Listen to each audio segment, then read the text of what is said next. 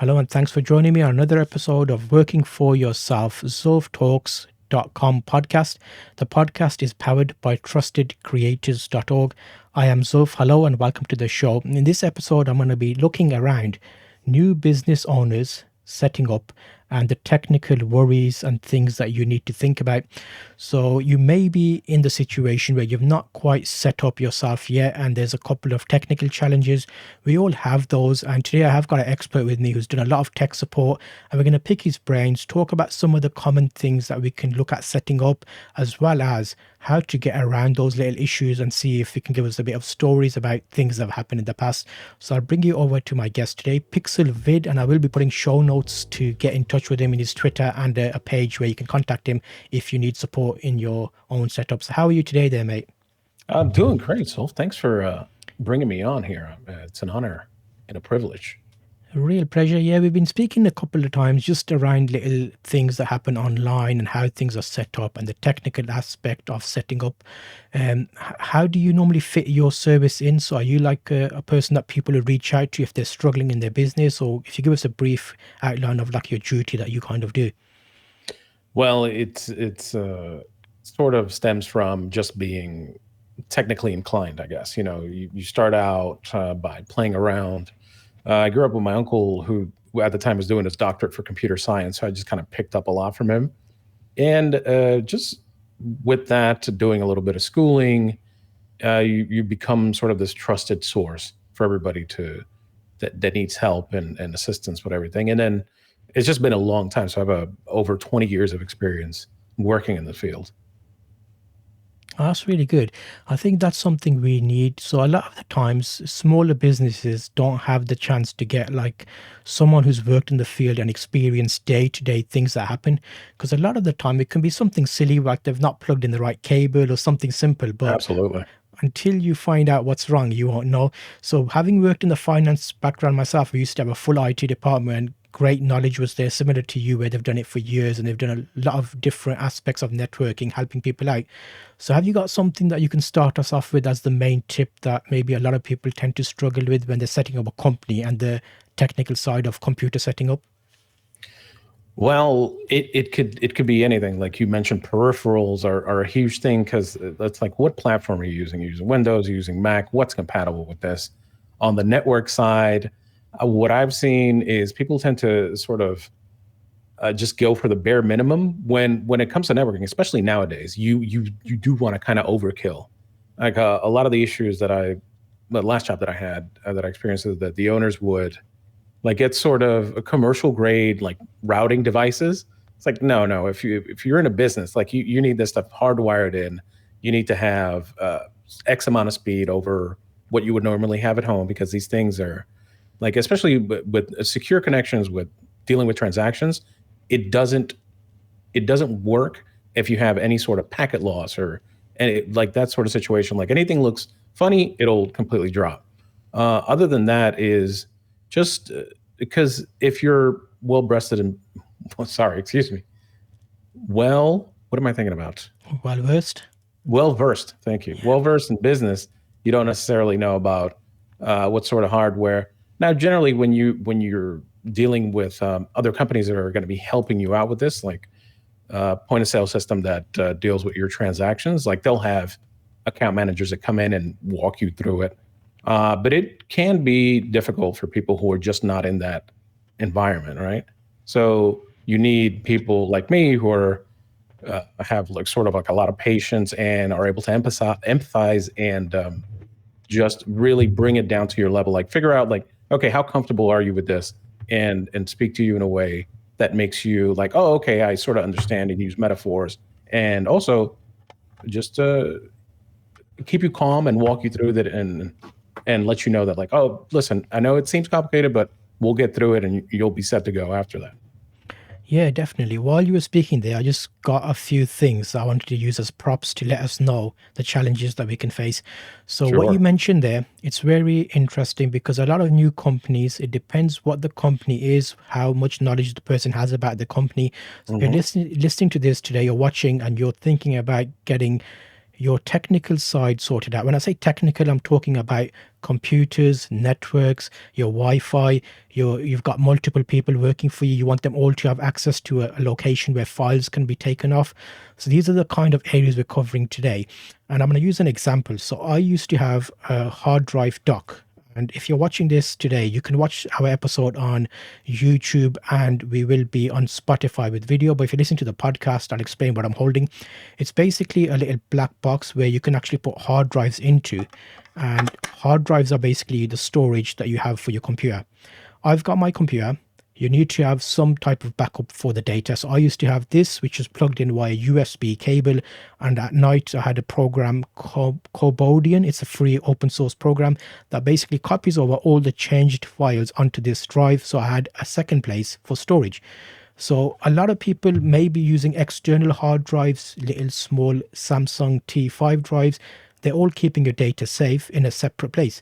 So having worked in the digital field, I was able to use things that I knew about. But like you mentioned, as soon as you start doing things a little bit more professionally or a bit more business-like, that's where you need to start thinking about, wait a minute, I've got 3 people that edit videos for me. I can't be giving them external hard drives and putting files on and off. That's like multiple things.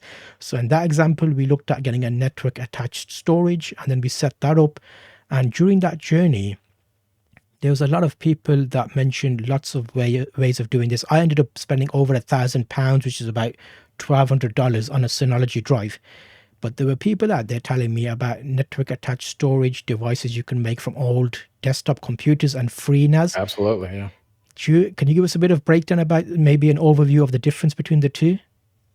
Well, when you're doing sort of dedicated, specialized devices, that does come with advantages because it'll be software catered to do this very specific task, which is you're monitoring these particular locations or folders on your PC, and it's constantly looking at that and seeing whatever changes are done, it does it on the backup.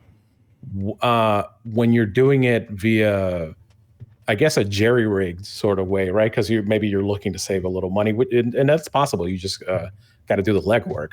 Now you're gonna, which I like to do because I love, like I'm all over like Craigslist buying used things and putting together PCs out of other used parts, sort of Frankenstein it.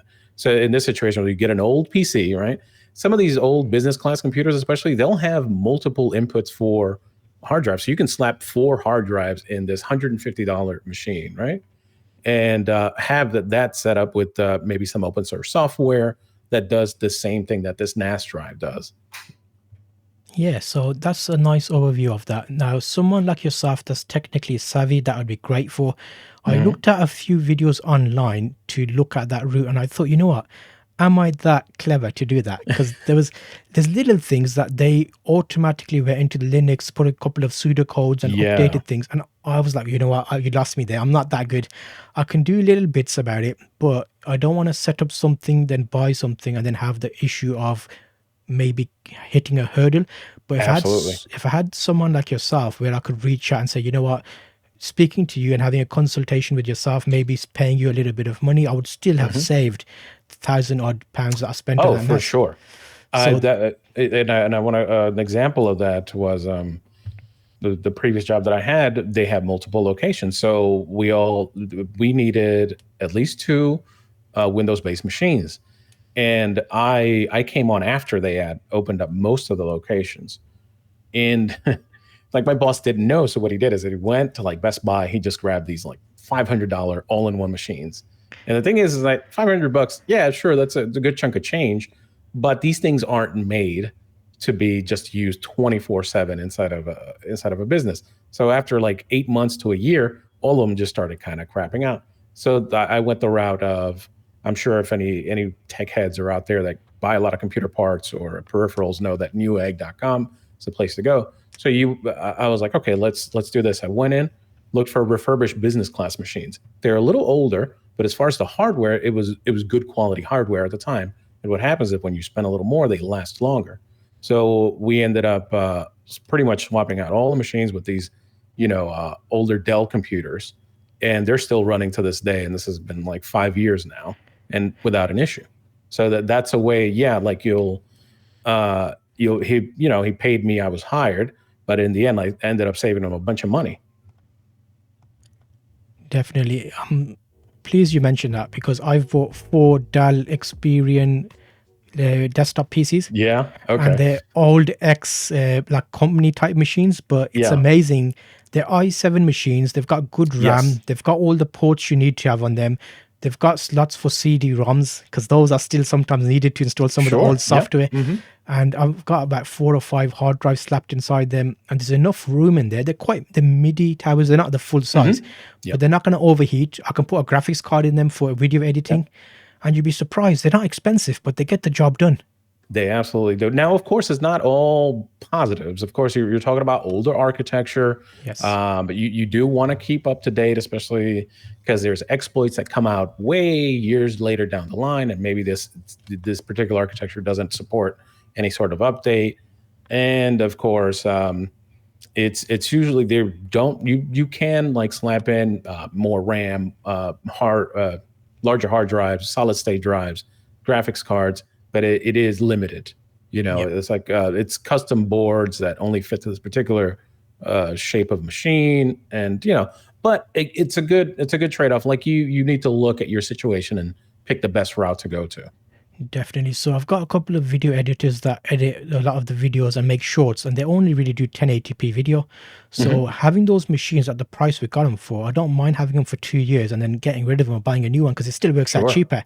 Because some of the gaming or desktop computers aimed towards video editing, you could spend easily a couple of grand on them. And I was able to get 4 machines for the same price as one of those. There you go, and you're getting the job done. Yes. Absolutely, especially the last few years with all the issues with Yes. the semiconductor shortage and everybody going to work from. Oh, a good chunk of people going to work from home. So what do they need? More computers, and even the auto manufacturing industry, which is putting a lot of new computing hardware and software in their vehicles. Yep. So it was this perfect storm of, well, things are it's gonna be inflation when it comes to this particular items. Definitely. And it's also worth mentioning, like you say, it's all down to personal circumstances. So if you're listening today, this might not work for you. If you've got like a 4K and you're looking lots of video rendering and things, it might not be perfect for you. So make sure you have a look and research what works for you and what would be a good solution. But going into that example, so a lot of the times the data side of it is like a big issue for a lot of people, getting access to data, storing enough, having enough RAM for using on your computer. So with my example, I was able to get the hard drive. I used a network attached storage, and now all the computers can access that network attached storage. But then I had to upgrade my home network because a lot of the times before I was using Wi-Fi. So now I've had to get Ethernet cables, Cat6 cables everywhere. And now we got solid connections, so there's no drop-offs like the packets you mentioned earlier, where Wi-Fi is not going to be the best for that, especially if you live stream. It is unfortunate how much, like, I get it, everything, it's a lot cleaner. You don't have to worry about cables. But the thing with Wi-Fi is that it is way too susceptible to interference. I mean, you yourself, your body causes interference to Wi-Fi. And that's just the natural fact of it. So for browsing the internet, even for streaming video, you got a good connection, it's fine. But once you elevate to that level of, you need this stuff like just on hand and secure and make sure there's no issues, you're going to want to hardwire everything just so, you eliminate that possibility of dropping the connection or it being not stable enough to transfer, especially large video files, which are huge. It's gigabytes of data. Yeah. So luckily with network attached storage, I've got it's a Synology drive. So it's meant to be everything's already set up basically. It's a very easy setup. So it was good in that sense that it's made to be run 24/7. And the hard drives that I've used in there are network attached hard drives. So they're designed to be run. But going through that network storage bit, having cables set up, you have a gigabit Ethernet connection. It's got gigabit ports. However, it's got an extra dongle that you can buy to make it 10 gigabits, so future proofing for larger usage. Yes. Now, the router goes to a switch. The switch lets 5 computers access that. This is where it gets a little bit more interesting because coming from a background like for IT and network and infrastructure, there's going to be better ways of doing this and having the right cables, because if one of the cables breaks, your 4 computers can't access it. Okay. Well, I'm not actually specialized in networking. Okay. I've learned a lot more the past few years helping out set up these because it's smaller network because they were Yeah. smaller locations, Yeah. not anything enterprise level. I did sort of shadow somebody as they were setting up a network for a hotel, and that involved so you have a gateway, then you Yes. have or is it? No, I think it's the gateway, then the modem, and then you have a switch. I could be mistaken here. Don't quote me on that. Yes. And these more specialized devices, like you said, these are running at like 10 gigabits a second, Yeah. and you have to make sure that the end user device is also capable of receiving that amount of data because its computers have the Yes. network cards, and then they that dictates sort of the bottleneck of the transfer speed there too. Yes. So in my example, what I ended up doing was I had cables run about 50 meters throughout the Hmm. house. And Sure. normally the connectors at the end, the little connectors you put on, you can crimp them yourself. Correct. And Yes. you have to be very careful when you cut them because what I did was I cut one of them, but I must have cut one of the wires and put a little slit in them. So when I plugged Oh, it into my switch, I'm like, why am I getting 10 megabits a second? I've done this right. that's I, true. Yeah. I went downstairs, put one of those little testing things on where the lights come on to Hmm. tell you if 1, 2, 3, 4, 5, 6, 7 lights are on. And one of the lights were wrong. So I changed the connector and I was able to get full speed on there. But it's these little things that cause setbacks. Absolutely. And then that's a big advantage. Like if you know you're doing a lot of data transfer, you got to bring somebody in. Yes. And I would admit that to the people that I work for because they would like tell their colleagues or somebody else. And I was like, oh, I have an IT guy. If you need him to consult, like, give him a call. Yeah. And I would go in and people would be like, oh, I want to set up these security cameras. And I'm like, okay, well, again, I would let them know I'm not like a network specialist, but or if it was above my pay grade, so to speak, I'd be like, reach out to somebody who really is in this stuff day to day, because I can give you a general idea, but I'm not going to give you all the solutions. So it is definitely look at your situation and like, okay, I need to get a professional, even if it's just a consult, to get that initial setup going. Yeah, definitely. I think it's different areas, and a lot of the people listening today will be small enterprises setting up their computers, Yeah. maybe lower levels. So the ones I've got now is I've built this up about 10 years down the line. So it's taken quite a bit of time where I've got to a point where I've got more of a medium enterprise, but there's Hmm. always things we can improve. From the Sure. security side of things, have you had much experience with things like antiviruses, making sure there's loads of like the right type of security for smaller companies? Is that something you can touch on? It is, I think, right now, and because I haven't dealt with a lot of antivirus problems, but what it seems to be in my personal experience, a lot of these antiviruses sort of act like malware themselves because of the way that they operate, and they're very resource intensive. So what people are going for when you have secured accounts and you need to make sure people that aren't supposed to be reaching your information don't reach it, it's the two-form authentication, just keeping on top of having somebody just sort of be aware, look at backlogs of like accesses from different areas, or that's the thing. So it's, I think now, and there's a huge shift pretty much everywhere where they're like, okay, you need to set up two format, you need to have a phone number, you need to have this backup, because it's just becoming really difficult because there's so many sort of attacks and ways for people to try to get your information. And the main one is the person themselves. Don't let yourself like get um, like the phishing emails. It's the social engineering that people are really, that these malicious people are really trying to hammer in. So that, I think that's the main thing, and just making sure who you're dealing with, make sure that they're on top of their security game, and having everything, like having a dedicated person, really a professional to really look over this stuff and make sure that everything is operating as it should. Yeah, definitely. I think there's smaller bits around this as well. So things like passwords and keeping the right Hmm. passwords. So Yeah. a lot of the times people tend to have the same password for loads of different services. So Horrible mistake that. yeah. So Yeah. what I've looked at is, have you heard of Bitwarden? It's like a password manager program. Not of that particular one, but I'm familiar with a lot of even Chrome has a built-in, Firefox has a built-in where they have password managers, which are okay. Since I've been doing this a long time, I have all different passwords and they're saved locally on my machine. I don't have them anywhere. I don't have. That's just the way I operate because I know how things happen, and because even huge companies they get leaks, and so they get and this is all done through phishing, which is a shame, but it is what it is. So I would personally just have a little notepad file saved somewhere with all your passwords there. It's a pain in the butt, but you'll avoid the situation that X company that had your information in it leaked your email, and then they got you through your email, and they're able to authenticate some other site. And if you got that same password, they've got all your stuff, and that is going to be an absolute nightmare. So be careful out there. Yeah, I think that's a really big one because with the Bitwarden, what I found was because it's Hmm. open source and is encrypted, I started looking at it and I was like, okay, how does this work? So it's meant to be a standalone program.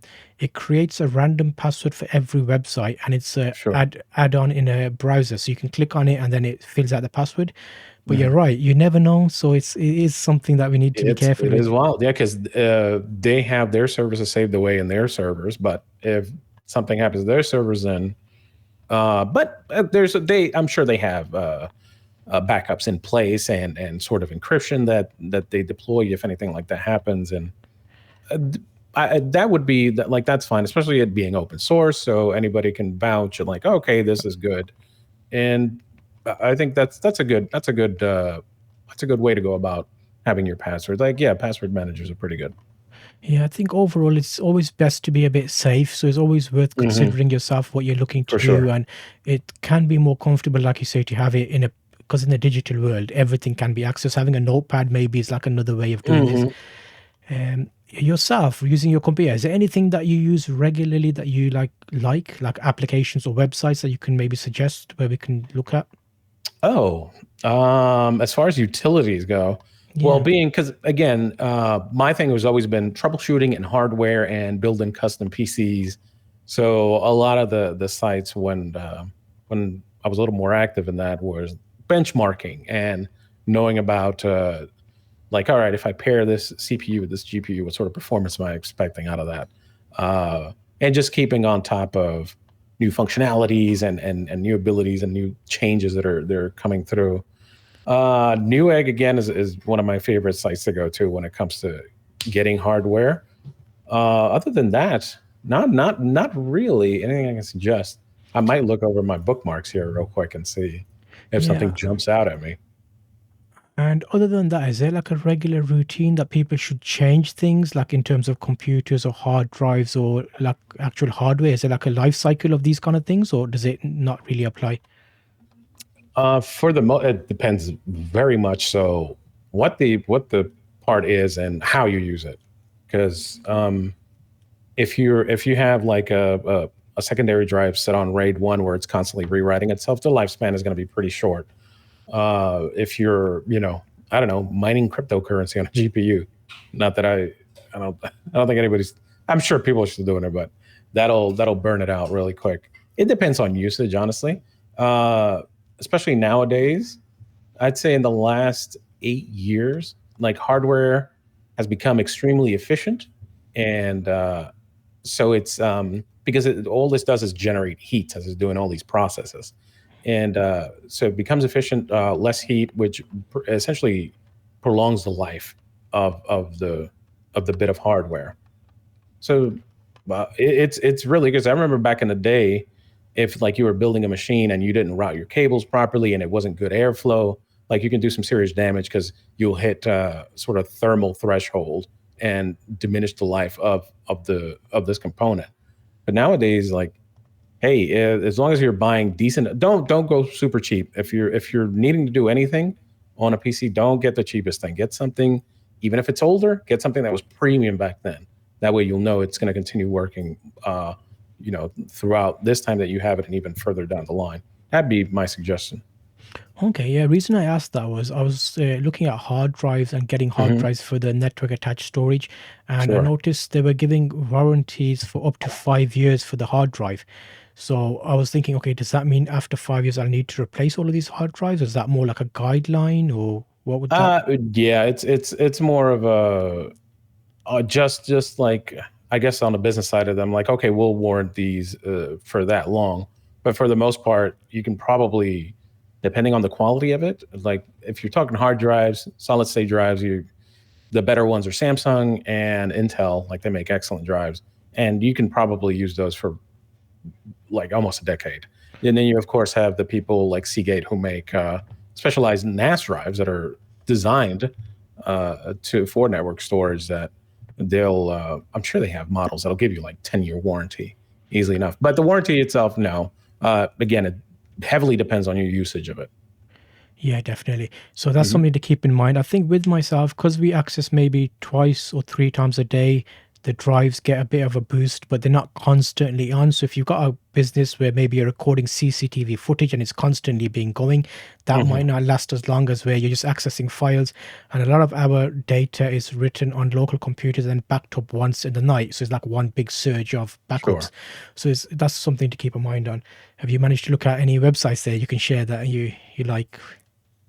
Again, Newegg, if you're looking for that, and there's specific drives for, like, let's say for DVRs that are constantly, so their write speeds are pretty high, but their read speeds are relatively low, and that's how they kind of justify the change in price. They're also much higher quality components, so they will last longer, and usually they're pretty big storage, where you can get up to upwards of like 10 terabytes if you're going to record, if you want like a good amount of recording to be able to be saved on them. Okay, yeah. So I think a lot of these little businesses will struggle with things along the lines of setting up computers, the hard Mhm. drives, losing data. So maybe consider having backups of your data.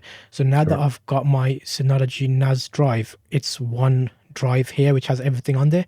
So you can plug in a USB device which backs up a secondary copy, but they've mentioned you can have an off-site backup of that same data at another location.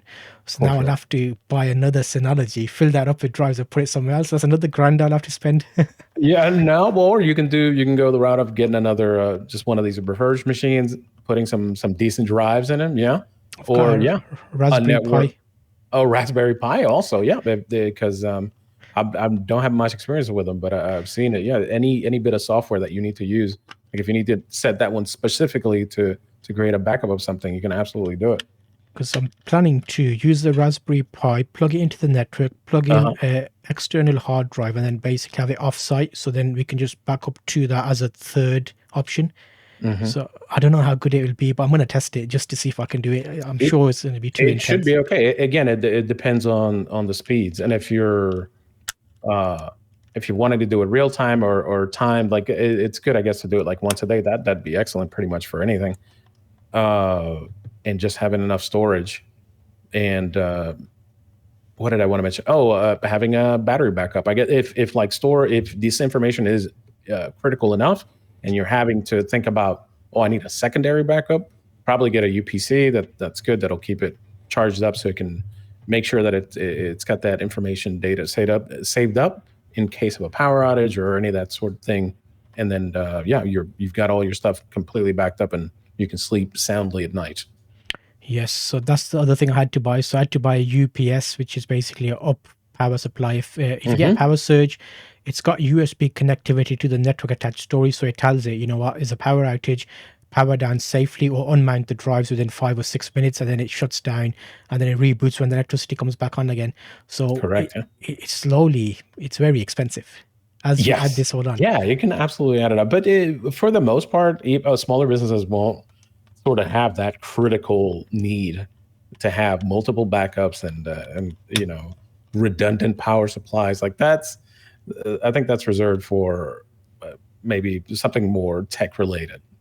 Yeah, definitely. A lot, but these days everything's starting to become tech now, though. Well, So sure. Yeah.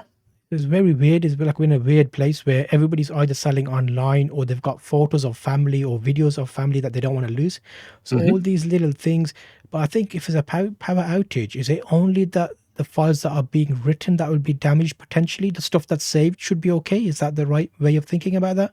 For the most part, yes, because it's these files that are being actively written Yeah. or read that could be damaged. However, it does happen where sort of a cluster, because the way that information is written on a hard drive is not just sequential; it's sort of Yes. random and in pieces and all over the place. So it could affect other files. But then you have services that do data recovery. However, they are very expensive. If you're doing any sort of like data forensics, like you got to send them off somewhere. There's specialized places, but the option is there if you do encounter that sort of issue. I think the last time I had a hard drive failure, it was an external WD Western Digital drive, and it Hmm. just when you plug it in, it just did nothing. So I Mm, downloaded a program off the internet. I can't remember the name of it. I did a blog about it, and it took about 4 days to read through, and it basically got me about 40% of the files back. sure. Yeah. And ever since that happened to me, everything I do now is overkill because I've had that failure. I'm like, oh, you know what? So it's very odd now. So now I've got multiple copies, but even now I don't think it's enough. I've got Okay. I've got multiple copies. I've got power redundancy. I've got offsite Mhm. backup. The only thing I haven't done is I don't back up to the cloud. I'm not really a big fan of that. Well, as you know, the cloud is just somebody else's computer. Yeah, that's it. So I'd rather spend the money and get multiple backups. But what would be Sure. some, you've already given us some great tips around making sure you're getting good, spending a little bit of money, getting something that's worth getting in terms of the computer systems. Are there any three tips or maybe main things if someone new wants to up their current computer setup to keep in mind? Um, just network wise, always spend a little bit more, get some overhead, get some breathing room when it comes to network. Yeah, just do research or get somebody who knows about this sort of stuff when you're going to buy devices, and make sure to explain what you're using these devices for, because you can get lost in a sea of peripherals and add-ons. it, Printers, for example, like what does it do? Does it scan? Does it fax? What sort of DPI is it at? How many pages can you print? So it's all just be aware and explain all these things that you're going to use it for. And again, if you're not too familiar with it, get somebody who is. And the third one would be just back up everything, man. Yes. Definitely. I have to say thank you very much for sharing your knowledge with us today. I know there's some areas here that we touched on which aren't really directly relevant in terms of what you do, but I wanted to get Hmm. a little aspect about just covering that people may have questions, and it's always right. You can ask an expert for help, and then that expert will maybe have connections that will help you with certain For aspects around sure. other areas. So it's always nice to have that. So I'd say thank you very much for speaking to me today. We will put show notes if people need to get in touch with you to get a bit more information about consultations or maybe speaking about this. So is there anything else you'd like to add in today's show? Not really. If anybody's got any question about any PC games, hit me up. Oh, we didn't cover games at all. Hopefully that'll be another No, no, episode. We'll cover for vintage sure. games. I would love to. Yeah, Thank you for joining me in today's episode. Next time we will be looking around computer upgrades and websites and see how those fit into your life when you're working for yourself. I'll see you on the next episode. Thank you and bye bye.